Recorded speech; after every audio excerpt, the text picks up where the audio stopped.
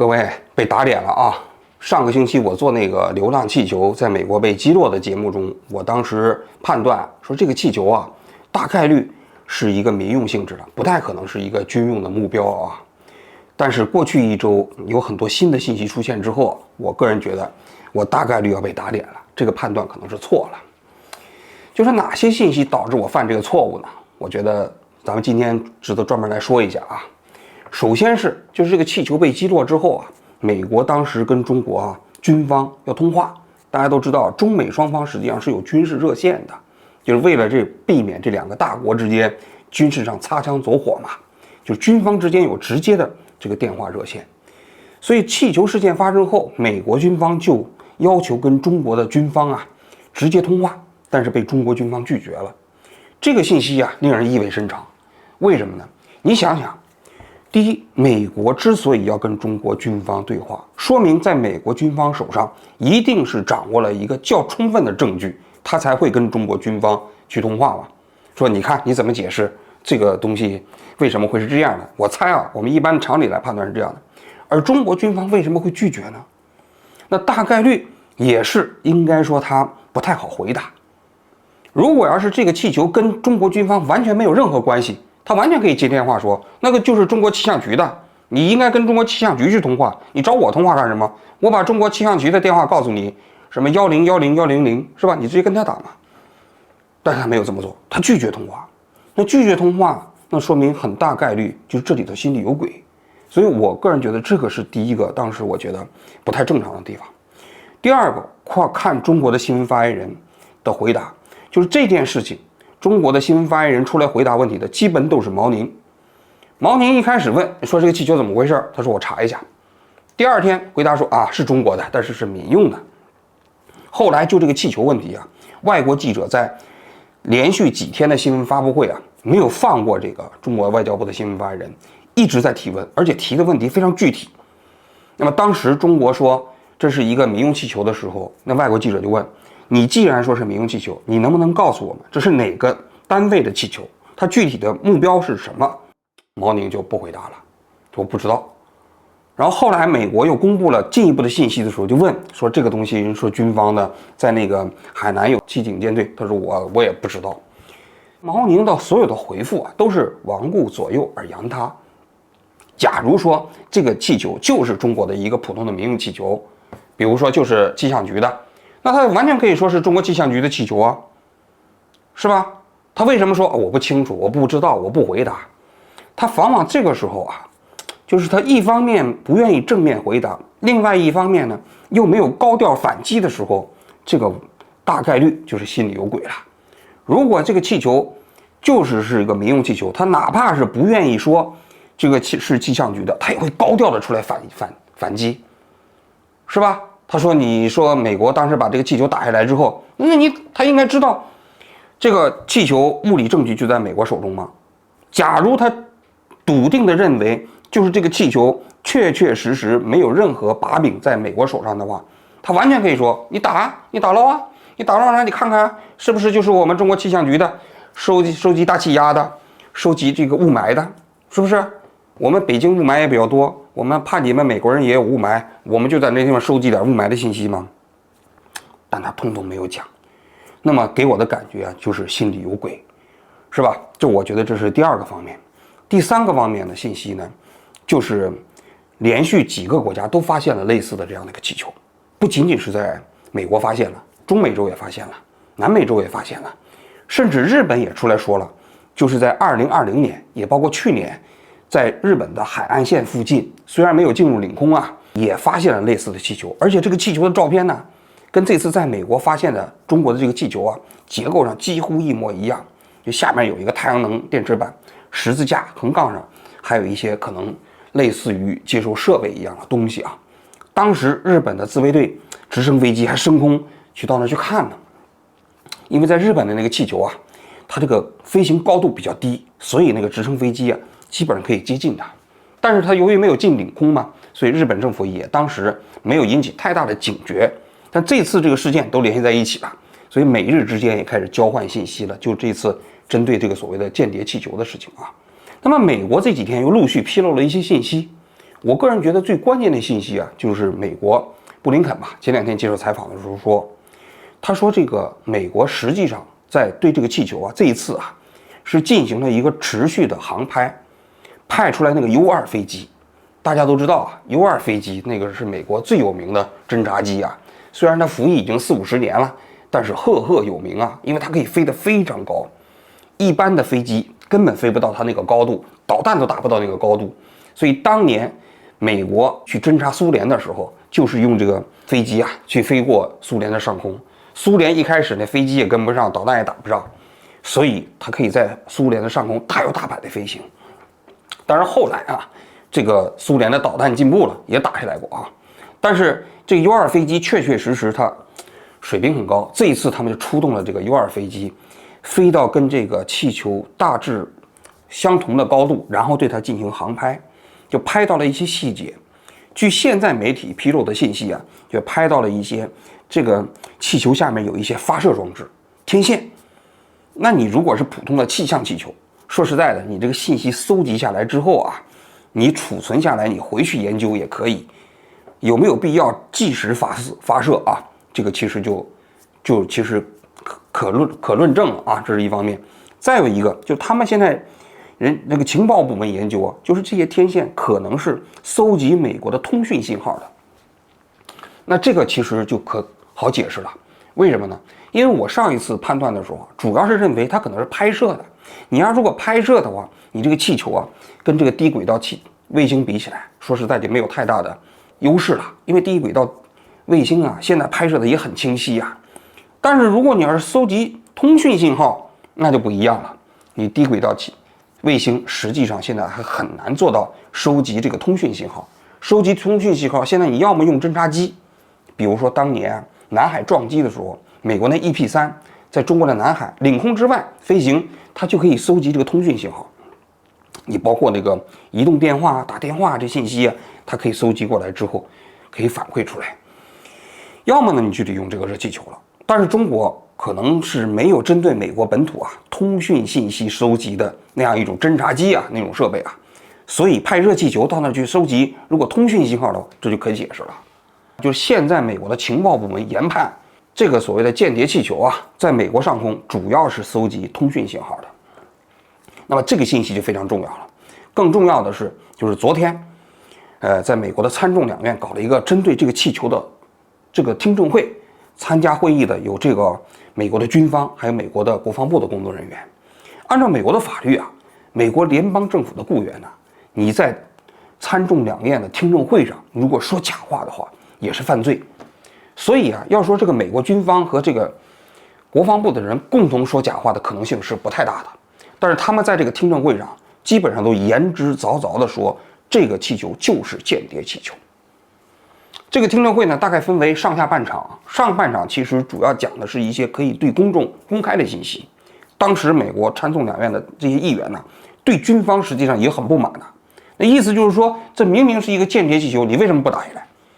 这个其实跟我上一期节目中间的疑问是一样的。那既然你觉得是间谍气球，你为什么让它在美国大摇大摆的横穿呢？是吧？那美国军方就讲说，这个如果在白令海峡那地方打下来的话，掉到海水里头。这个不太好打捞，太冷了。还有就是这一次经过长期观察，终于发现了有新的这种内容。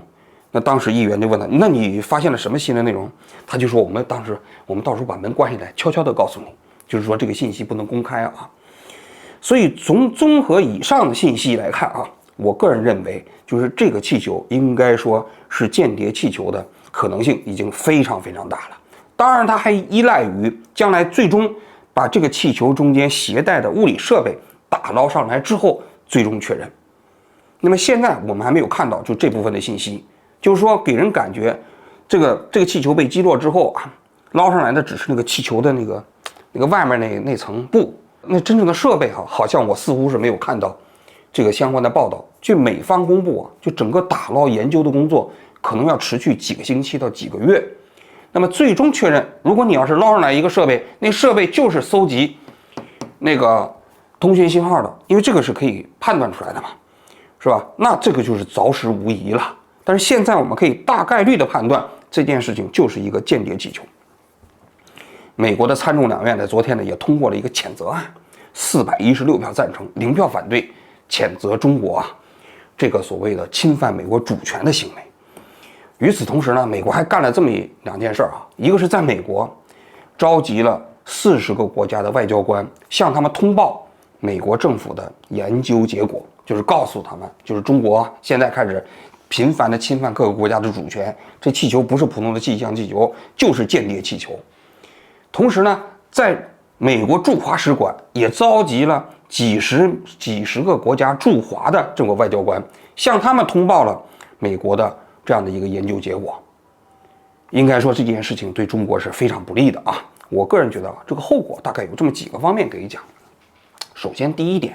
对中国的国际形象肯定是一个重大打击。因为说实在的这个大国之间互相侦察呀，这个搞情报这个司空见惯，大家也都可以理解。美国侦察苏联，苏联侦察美国，中国侦察美国，美国侦察中国，大家都司空见惯，并不奇怪，对吧？即便是有些友好国家之间也互相侦察，是吧？但是这里头有个底线是什么？就是你要尊重对方的主权。你可以用卫星，你用卫星侦察，大家都没什么；或者你用侦察机，就像当年美国在中国南海，你在公海上空，你用侦察机，那中国其实也没有什么办法，因为它属于公海嘛，对吧？你了不起，你搞飞机半飞，你也不能说直接发生冲突，那这是国际法允许的。但是如果你要是搞一个自己的侦察设备，公然飞到对方的领空上，这件事情那就是触犯了国际法。那你说实在的，那你就有可能国际社会共诛之，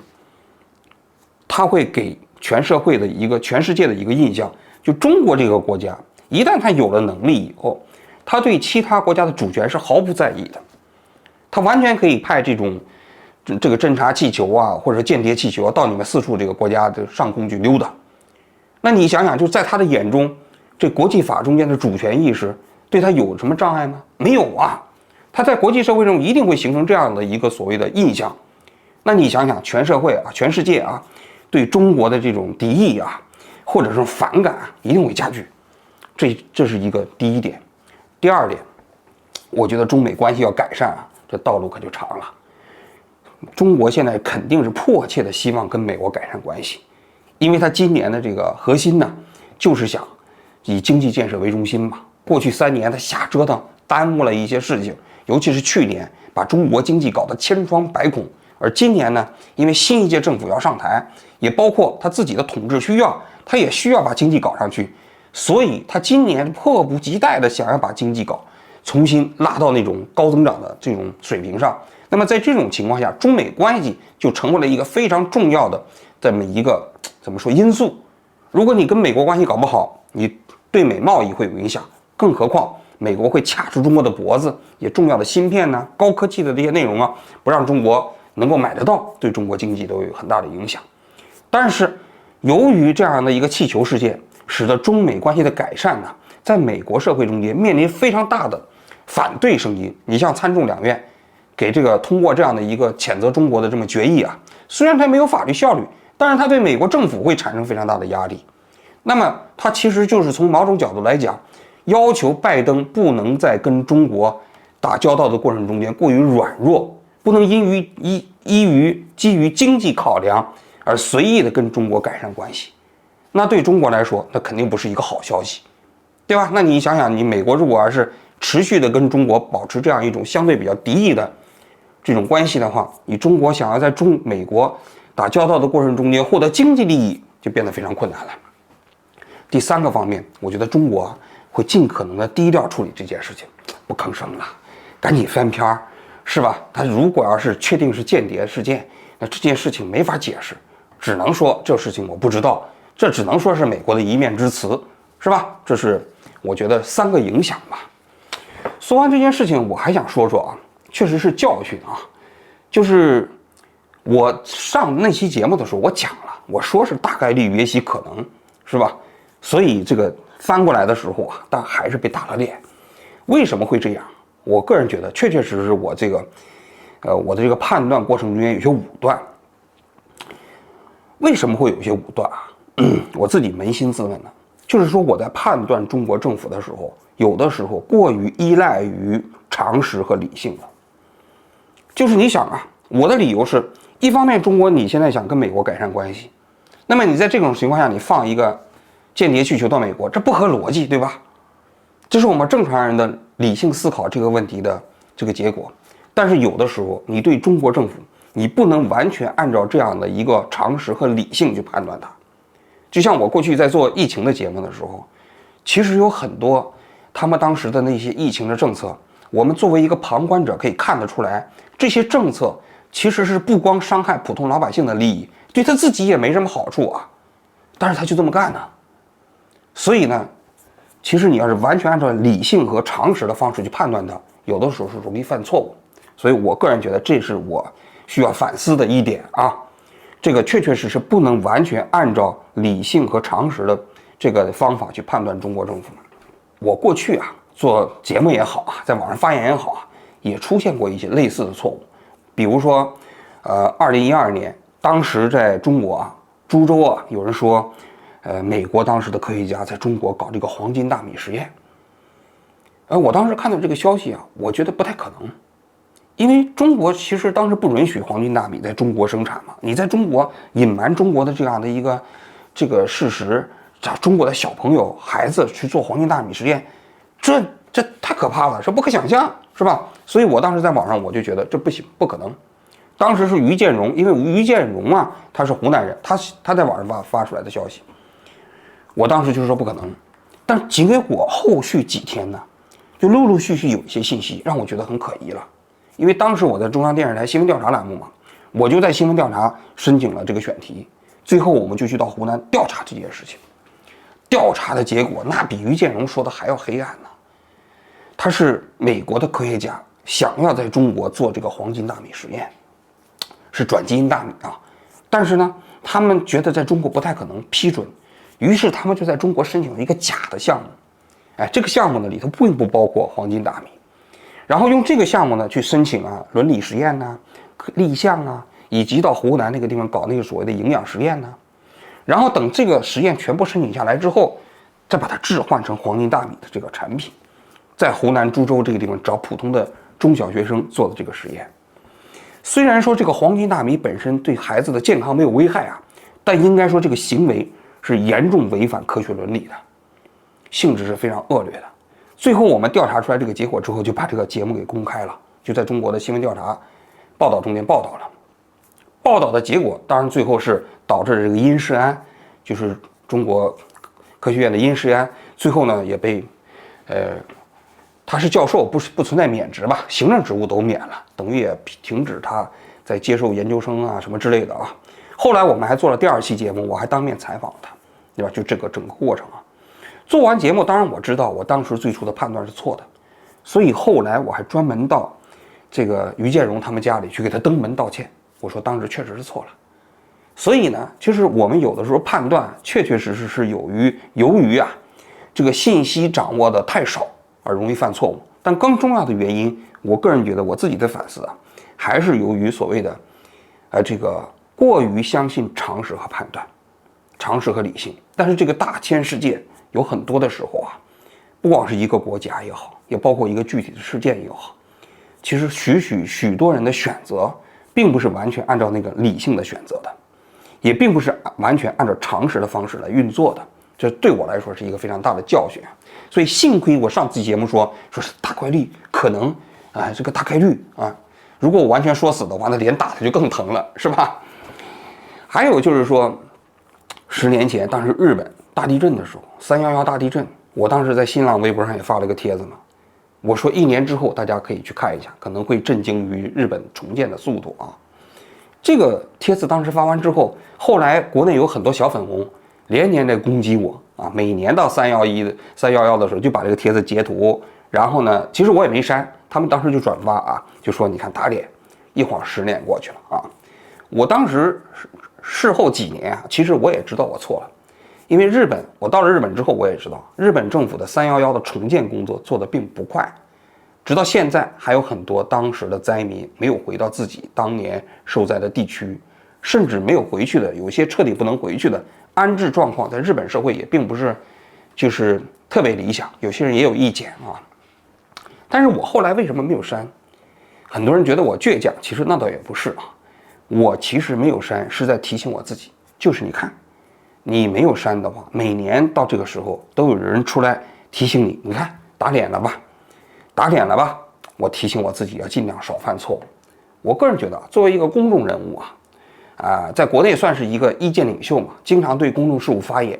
难免会犯错误，难免会被打脸。我觉得这个只要是人都会犯错误，包括我现在做王巨潘，你说有没有可能犯错误？那实际上是太有可能犯错误了。虽然我每次做节目都会做这个信息梳理、信息核实，然后呢想办法通过各种各样的方式来联系当事人，尽量使自己少犯错误。但说句心里话常在河边走，怎么可能不湿鞋呢？肯定会犯错误。所以我在这里跟大家诚心的讲一下我的节目我有1000种这个心里的这个愿望，希望他不要犯错误，是吧？但是肯定会犯错误。但是我觉得有一点，犯了错误我一定会认。我觉得这里分为2类有一类属于观点类的，观点类的大家可以仁者见仁，智者见智，但是事实类的，错了就是错了，没有什么可辩解的。所以我也在这里希望大家就是凡是我在节目中间事实上有错误的，尽可能把它指出来。其实在事实层面的错误我都愿意接受。如果一个人面对事实的错误不愿意承认，不愿意接受，我个人觉得他其实也不可能给大家传播更好的真相嘛。就比如昨天的节目是武汉的那个社保的节目，我做完之后就有人说王军你其实不对，为什么呢？北京市的那个所谓的社保卡里的钱从去年就已经不能往出取了其实这个信息我当时做节目的时候我已经知道了，但是呢我没有把它及时说出来，大家补充出来就很有价值。另外武汉的有人说，其实这次公务员也参加了这个个人卡的那个部分的改革，您不知道。